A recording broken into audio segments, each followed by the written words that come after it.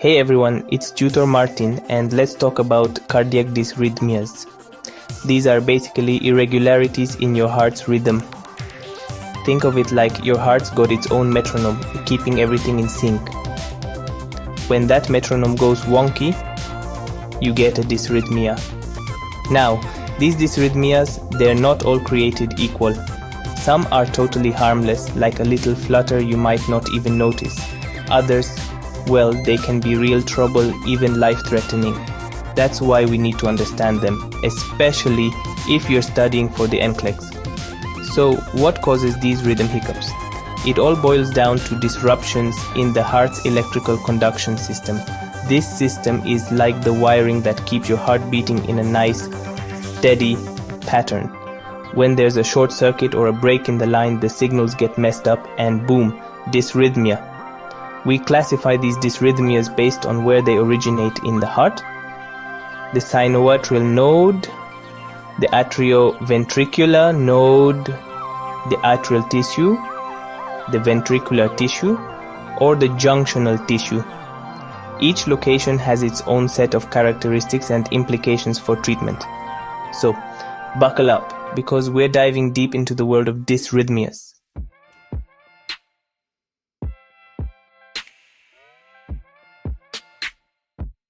Before we jump into the abnormal rhythms, let's establish a baseline with the normal sinus rhythm.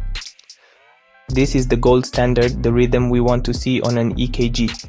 It's characterized by a heart rate between 60 and 100 beats per minute, regular intervals between those beats, and a proper unconscious sequence of electrical activation. Think of it like a well-rehearsed orchestra, each instrument playing its part at the right time, creating a harmonious melody. The SA node, our natural pacemaker, initiates the impulse, which then travels through the atria, causing them to contract and pump blood into the ventricles. The impulse then reaches the AV node, where it's briefly delayed to allow the ventricles to fill completely. Finally, the impulse travels down the bundle of His and Purkinje fibers, causing the ventricles to contract and pump blood out to the body. This synchronized dance of electrical activity is what keeps our blood flowing efficiently. Now, let's talk about what happens when this rhythm goes awry. In the next section, we'll delve into sinus bradycardia, a condition where the heart rate dips below the normal range. We'll explore its causes, symptoms, and how it's managed. So, stay tuned.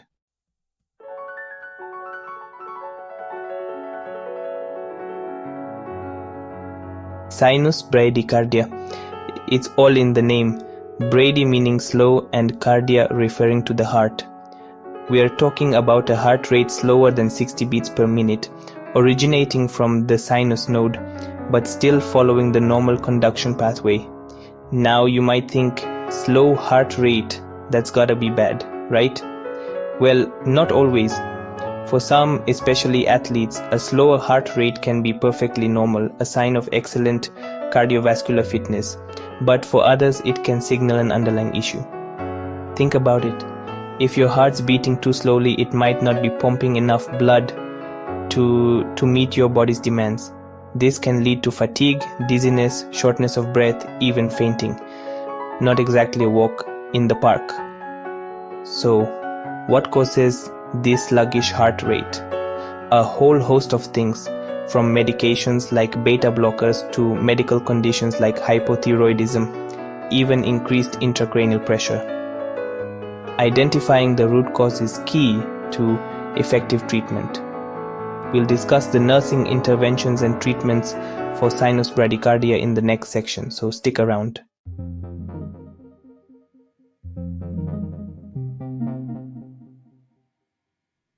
Now, let's shift gears from slow to fast with sinus tachycardia. Here, the heart rate speeds up, exceeding 100 beats per minute, but the rhythm remains regular, originating from the sinus node and following the normal conduction pathway. Imagine your heart is a marathon runner suddenly sprinting full speed. Sure, it can handle it for a bit, but keep up that pace for too long and problems arise. Just like with bradycardia, the symptoms of tachycardia can vary. Some folks might feel their heart racing, experience palpitations, or feel short of breath. Others might not even notice it. The causes, just as diverse as bradycardia. Stress, anxiety, exercise, fever, dehydration, even caffeine or certain medications can send your heart rate soaring. Understanding the underlying cause is crucial for determining the appropriate treatment approach. We'll explore the nursing interventions and treatments for sinus tachycardia in the next chapter. Stay tuned.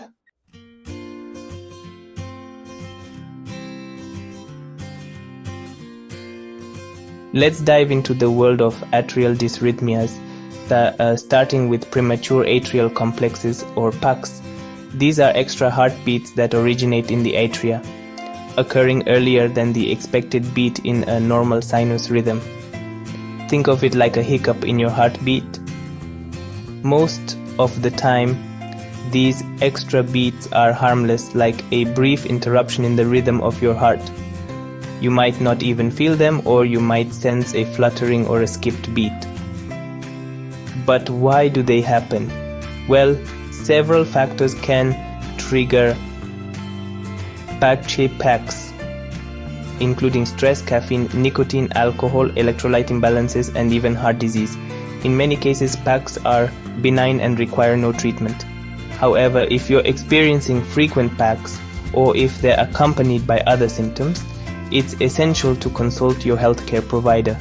They can help determine the underlying cause and recommend appropriate management strategies.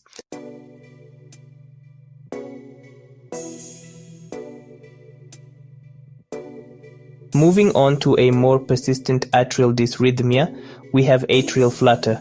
This is where the atria beat regularly but at a very fast rate, typically between 250 to 350 beats per minute. Imagine a hummingbird's wings fluttering rapidly. That's similar to what's happening in the atria. This rapid atrial activity can lead to a decrease in the heart's efficiency in pumping blood. While the ventricles try to keep up, they may not be able to contract fully with every atrial impulse, potentially leading to fatigue, shortness of breath, and even heart palpitations. Atrial flutter often arises from underlying heart conditions like high blood pressure, coronary artery disease, or valvular heart disease. It can also be triggered by factors like excessive alcohol consumption, thyroid disorders, and certain medications. Treatment for atrial flutter typically involves medications to control the heart rate and rhythm, as well as procedures like electrical cardioversion to restore a normal sinus rhythm. We'll delve deeper into these treatment options in a later section.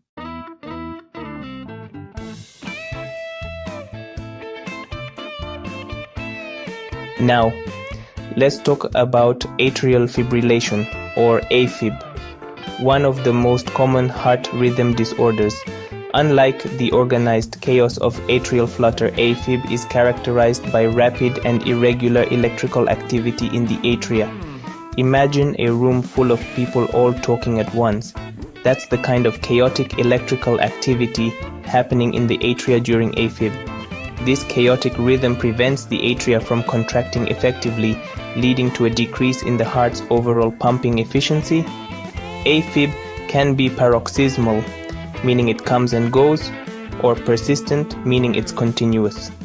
Symptoms can range from barely noticeable to debilitating, including palpitations, fatigue, shortness of breath, dizziness, and chest pain. Just like other atrial dysrhythmias, AFib is often associated with underlying heart conditions like high blood pressure, coronary artery disease, and valvular heart disease. Other risk factors include age, obesity, sleep apnea, and excessive alcohol consumption. Treatment for AFib aims to control the heart rate, prevent blood clots, and potentially restore a normal sinus rhythm. We'll discuss the various treatment options, including medications and procedures, in detail in a later section.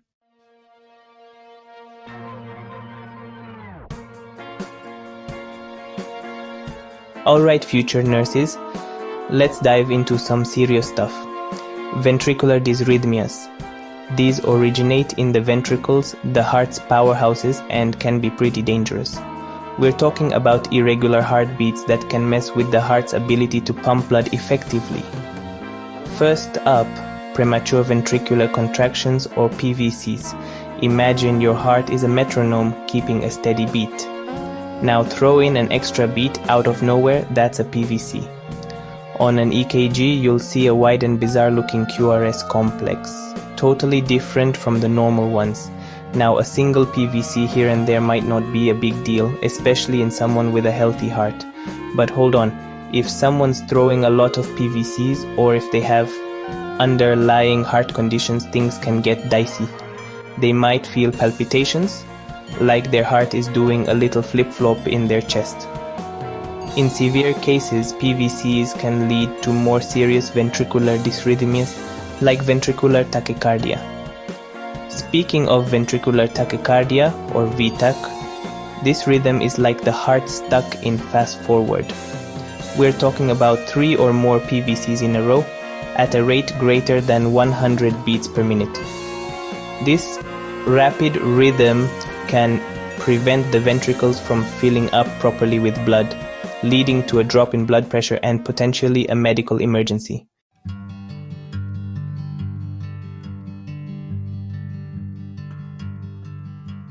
Now, let's talk about the big bad wolf of ventricular dysrhythmias, ventricular fibrillation or VFib. This rhythm is chaotic, like a bag of worms wriggling around on an EKG strip. The ventricles are basically quivering, unable to pump any blood whatsoever. VFib is a life-threatening emergency. We're talking no pulse, no breathing, no time to waste. Patients in VFib need immediate CPR and defibrillation to try and shock the heart back into a normal rhythm. Think of defibrillation like hitting the reset button on the heart. That electrical shock can interrupt the chaotic electrical activity and give the heart a chance to regain a normal organized rhythm. Now, here's the thing about VFib. It can happen suddenly, without warning, especially in people with underlying heart disease. That's why it's crucial to recognize the signs of a cardiac emergency and act fast.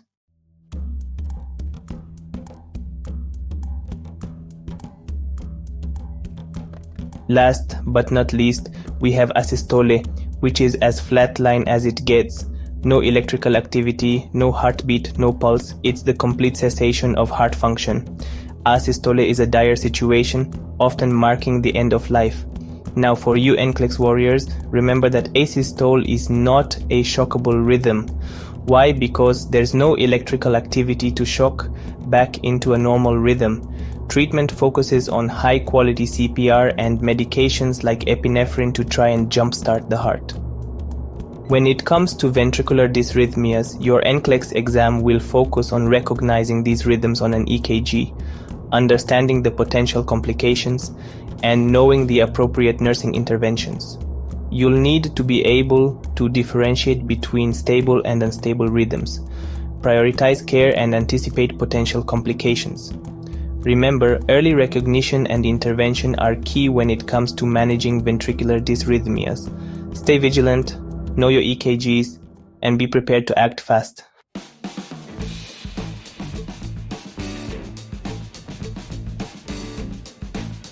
Alright, future nurses, let's talk about heart blocks. These occur when electrical signals from the atria to the ventricles are delayed or completely blocked. Think of it like a traffic jam in your heart's electrical system.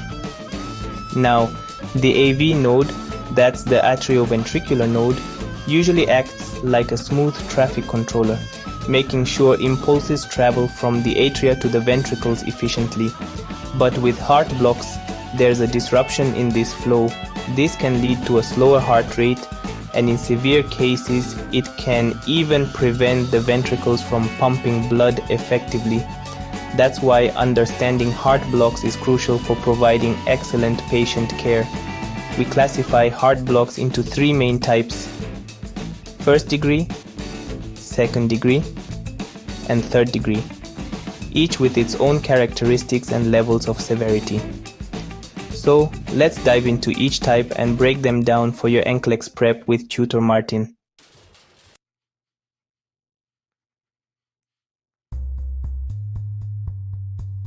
First degree heart block is like a minor delay in the electrical signal. Every signal from the atria eventually reaches the ventricles, but it takes a bit longer than usual. This usually doesn't cause any symptoms and often doesn't require treatment. Second degree heart block is where things get a bit trickier. Here, some of the electrical signals from the atria don't make it to the ventricles. It's like some cars getting stuck in that traffic jam while others get through. There are two types of second degree heart block: Mobitz type 1, also known as Venkebach, and Mobitz type 2. In Venkebach, the PR interval progressively gets longer until a beat is dropped. Mobitz type 2 is more serious because the AV node is diseased and the dropped beats are unpredictable. It can progress to a complete heart block, which is a medical emergency.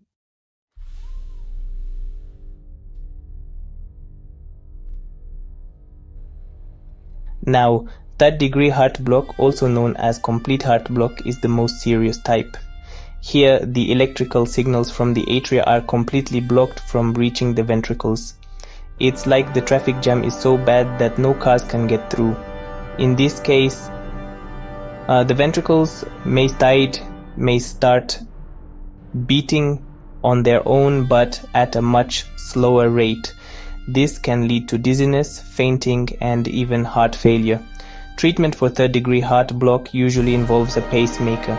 For your NCLEX, remember that heart blocks can be caused by a variety of factors, including coronary artery disease, heart attacks, and certain medications.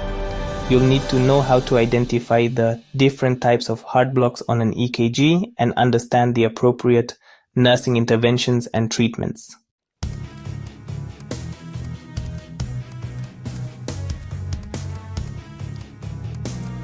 Alright guys, let's talk about medications that help control those irregular heart rhythms, antiarrhythmic drugs. These medications work by altering the electrical activity of the heart, essentially calming down those erratic electrical signals. Now remember that the heart's electrical system is complex, and so are these medications. They're categorized into classes based on their mechanism of action, and understanding these classes is key for the NCLEX. We have class 1, which blocks sodium channels, class 2, which are beta blockers, class 3, which block potassium channels, and class 4, which are calcium channel blockers. Each class has a unique way of tackling those rhythm problems. It's important to remember that while these drugs can be lifesavers, they also come with potential side effects. That's why careful monitoring and patient education are crucial.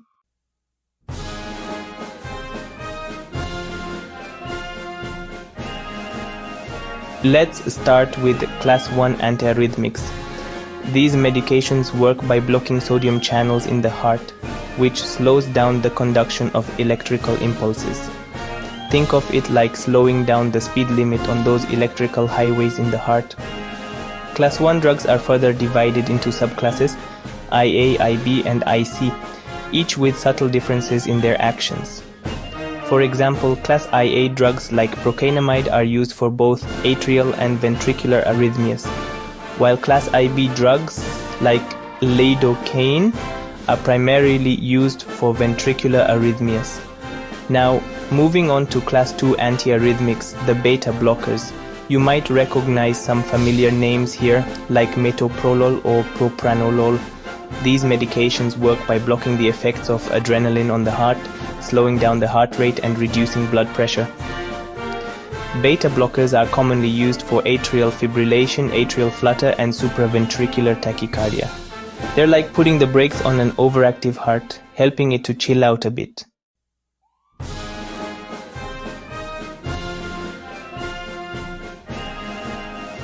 Next up, we have class 3 antiarrhythmics. These medications work by blocking potassium channels in the heart, which prolongs the time it takes for the heart muscle to repolarize after each beat. This essentially lengthens the refractory period, preventing the heart from beating too quickly. Amiodarone is a commonly used class 3 drug and it's a bit of a heavy hitter, effective for both atrial and ventricular arrhythmias. However, it's important to be aware of its potential side effects, which can include lung problems and thyroid issues. Finally, we have class 4 antiarrhythmics, the calcium channel blockers. These medications work by blocking the entry of calcium into heart muscle cells, which slows down the heart rate and reduces the force of contractions. Verapamil and diltiazem are examples of commonly used calcium channel blockers. Now, for your NCLEX, remember that administering antiarrhythmic drugs requires careful monitoring of the patient's heart rhythm and vital signs. You need to be aware of the potential side effects and drug interactions and educate your patients on the importance of taking their medications as prescribed.